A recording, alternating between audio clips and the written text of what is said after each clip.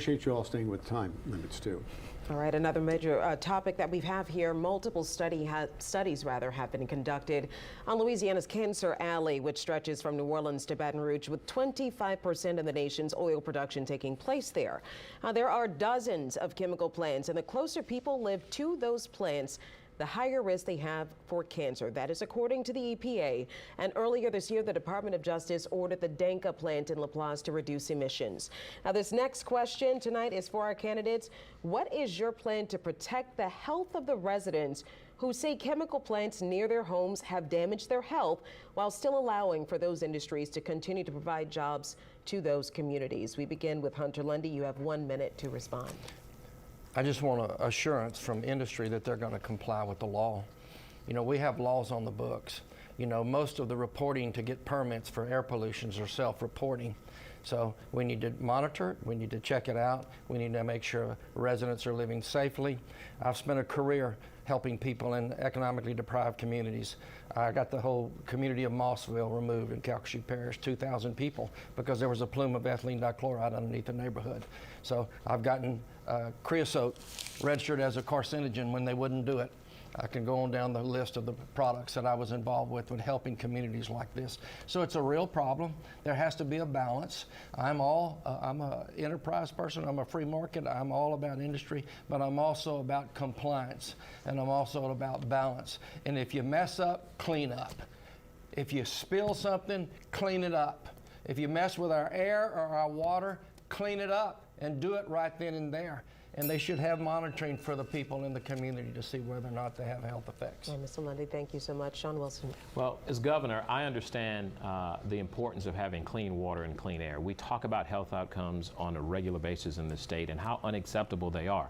We have to recognize that both the private sector that's doing business up and down the river as well as on the Gulf Coast, they're here for a reason, to earn a living and have a quality of life. And so are the families that are supporting those industries and living in those communities.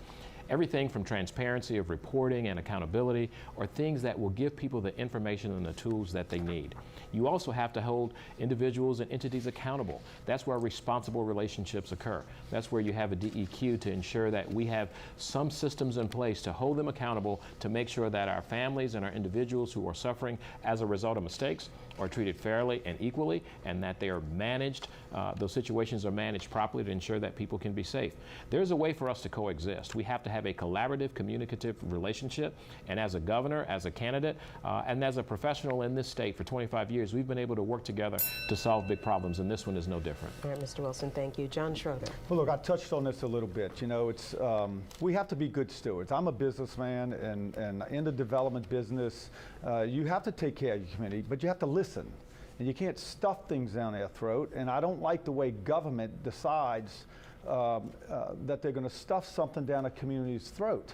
So I support that we follow the law, that the rules are the rules, and access is equal to all. That's important, because the public have lost faith and trust in government. And I can tell you, as an Army veteran, it bothers me that our government imposes its will on our communities the way it does, like they've done at Lake Maurepas with this carbon capture issue, like they're doing down south in St. Bernard and in Plaquemine Parish, where the government is imposing its will on the public and telling them, hey, move your families, move your business. We don't care if you've been here for generations. We have to be better at that. Government works for us. It's not us that works for government. So I fully support the families, and if industry is doing something wrong, then they should fix it. All right, Mr. Schroeder, thank you so much. Sharon Hewitt. Thank you. This is one of the most regulated industries we have, the refining industry, with all the federal regulations and the state regulations, and they are very regulated. We have to make sure, and I will as governor, to make sure that the Louisiana Department of Environmental Quality enforces the permits, enforces the laws, and holds people accountable that don't do that. Because yes, clean air and clean water, everyone deserves that. Everyone is entitled to that. And I do think that one of the things that has been an exciting opportunity for Louisiana in terms of economic opportunity is that almost all of these refineries now are working on carbon capture. And the top 25 projects that have been announced in the state in the last 2 years all have a carbon capture component. That is basically reducing your greenhouse gas emissions and injecting them underground so that our air is cleaner. And so I do think the refineries are going to be leading the way because their constituents require that, as well as their shareholders. All right, thank you, Ms. Hewitt. Stephen Wax back. I think we should be proud of the fact that we are the sportsman's paradise, but we're also America's working coast.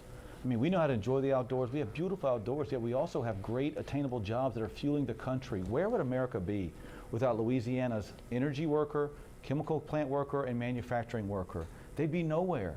The country depends on us, and so those jobs are also attainable, good jobs. In the parishes where you have those facilities, you have the highest average teacher pay, the highest average income in those parishes. You have small businesses flourishing, and you have a general growth in those areas. And a lot of those are for low-income family jobs that are elevating themselves out of poverty.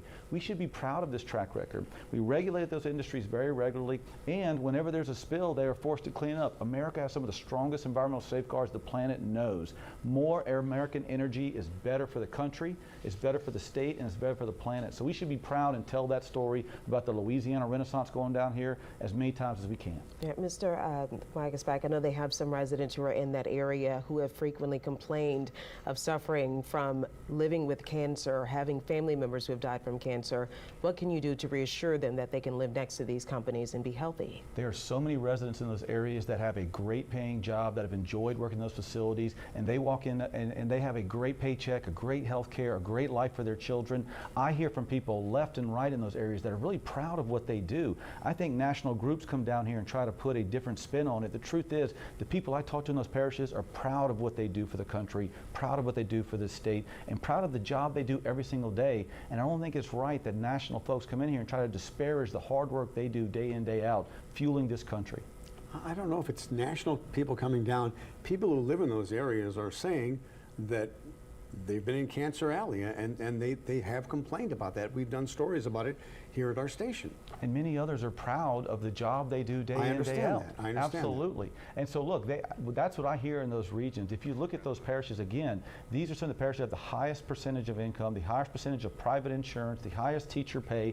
Those parishes are benefiting from those investments. And I think they're proud of that service. And as a state, we have to attract more of those industries. Yes, have strong safeguards in place. Okay. But also attract those jobs because they provide lifelines out of poverty into a different way of life. All right, May thank I you. respond to that? Yes, you, sir, Mr. Lundy. Well, you can green belt it. You could go in, and if they're suffering from cancer, if they're having a problem, they can go in and buy it. I mean, you have community action plan groups that meet with the communities that have been adversely impacted. And I know you could probably call Oshner's and you could really find out about how many people have cancer.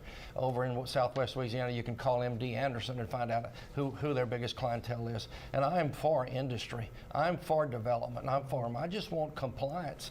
And for those that have been adversely affected, they either need to be relocated or they need to be compensated, one of the two. I mean, we're not going to justify a great paying job when our family members are dying of cancer. So I'm sorry.